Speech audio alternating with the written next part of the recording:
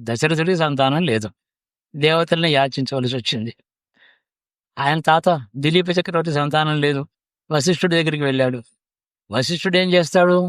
ఏదో ఇంత ప్రసాదం సృష్టించేసి నీ భార్య ఇది తింటే గర్భవతి అవుతుందని చెప్పవచ్చు ఆయన చేయడు.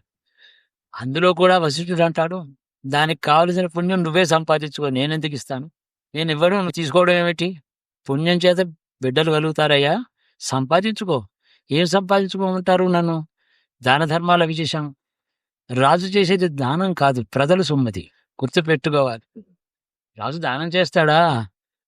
ఒక హాలికుడు పొలం దున్నుకునేవాడు, వాడి పొలంలో 2 బస్తాల జొన్నలు వస్తే 10 కిలోలు 10 పాత్రల ధాన్యం, ఆ జొన్నలు ఎవరికైనా అది దానం. ఈ సూక్ష్మం దిలీపుడికి తెలుసు. తను చేసిన దాన ధర్మాలు ప్రజాక్షేమ కోసం ప్రజల సొమ్ముతో చేశాడు. తనకేం పుణ్యం ఉంది అందులో అని అంటాడు.